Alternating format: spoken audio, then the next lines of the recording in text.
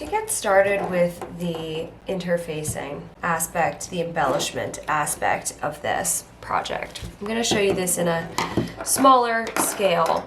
So I just have the pieces for block 1 here. I've got the actual block itself, and then I've got each of the pattern pieces for the embellishments right here, and I've got my heat and bond light.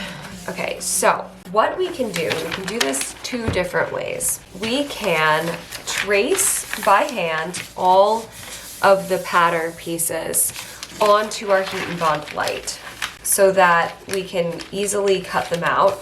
And you can see that you can easily, if you have heat and bond light or heat and bond, that has a paper, it's a paper adhesive on one side. That's the side that you're gonna wanna trace.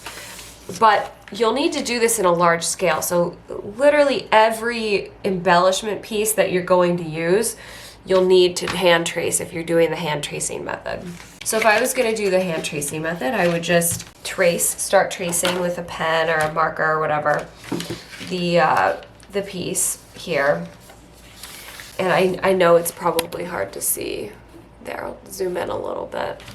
But okay, like for the toolbox, trace this embellishment out.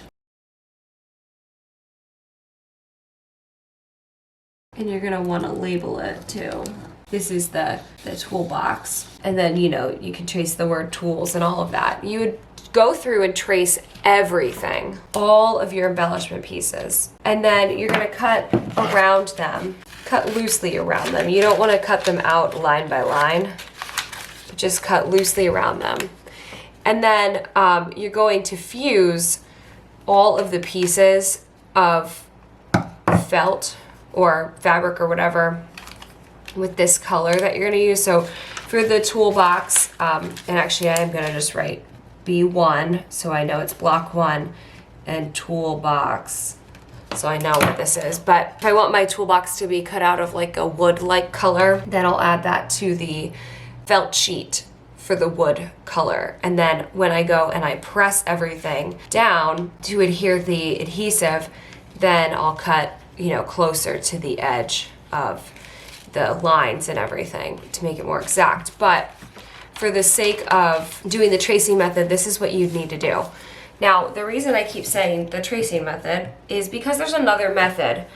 And that is if you have a die cutting machine, a Cricut, a Silhouette, something like that, you can have your cutting machine cut out the pieces of the all of these embellishment pieces for you with the interfacing. So the thing that's amazing about the heat and bond or the adhesive that we're using is that it is like cutting paper. So your die cut machine or your cutting machine will have absolutely no problem going through this paper. So you would just want to open up your program, whatever the program is that you use. If it's, a Cricut machine, you'd use the Cricut Design Space. And you would load up the file, because there was a file that came with your pattern pieces that contains all of the embellishments. So you would load up the file into that design space, and you would have your machine loosely cut out around each block. And you should be able to get away with like a cardstock setting or something like that. It should absolutely be able to cut through this without a problem for you. So if you want to do that, go ahead and do that. You will have to, write on each piece though to label it. So just keep track of which blocks you're doing and things like that. But that will save you a ton of time because you're not tracing all of this stuff by hand and cutting it out by hand and all of that. So I hope you find that helpful. Okay, so I have gone through and instead of drawing all of my applique, I went and used the cut files that are included, and instead of cutting, I had my die cut machine or my Cricut actually draw everything on the heat and bond light for me.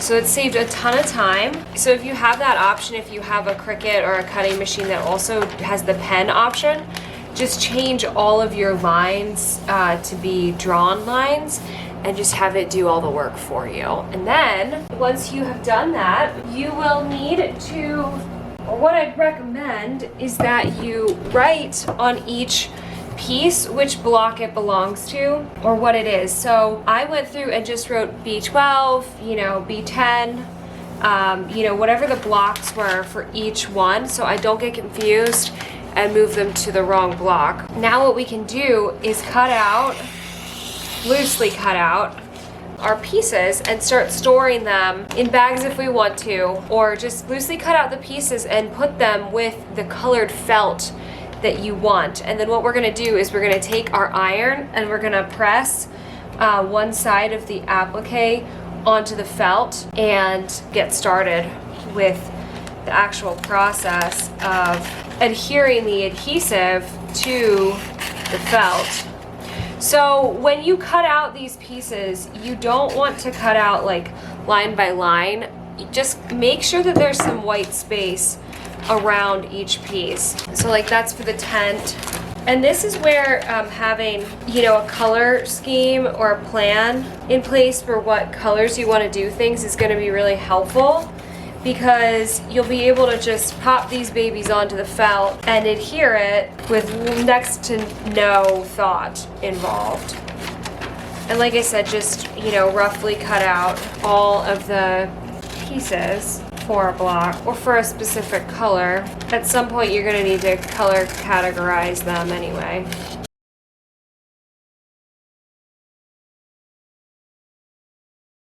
Just loosely cut around. You'll trim it nice and exact later on. So start grouping them by colors. Like I know I want my trees to be green, so I should make a green pile for my green felt.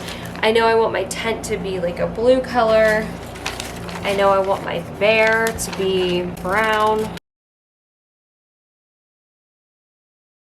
So, go through. If you haven't already color coordinated everything, you should definitely do that now. But go ahead and cut out your pieces loosely.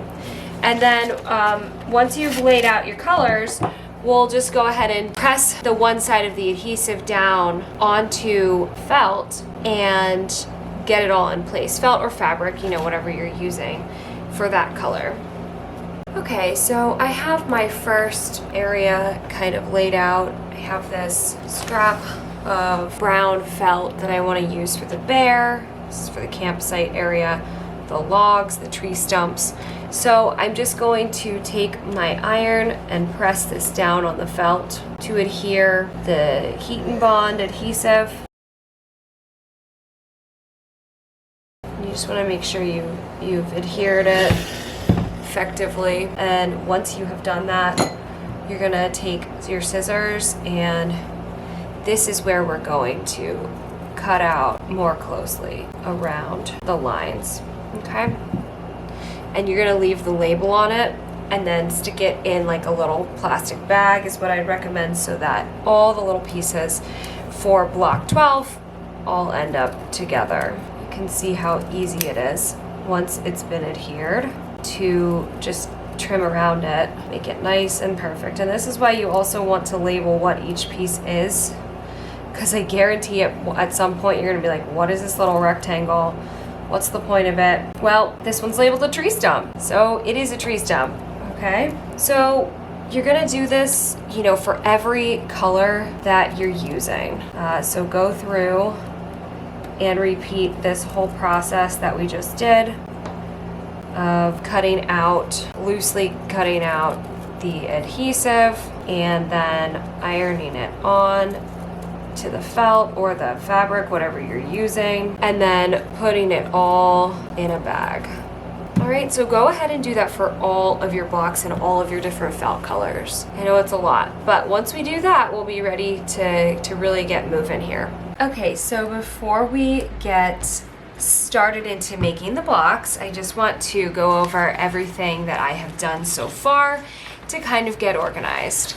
I've made these diagrams that we talked about with the colors, just to help me keep track. I've cut out all of my blocks, and I have cut out all of my applique pieces, and I've individually bagged them based on the block.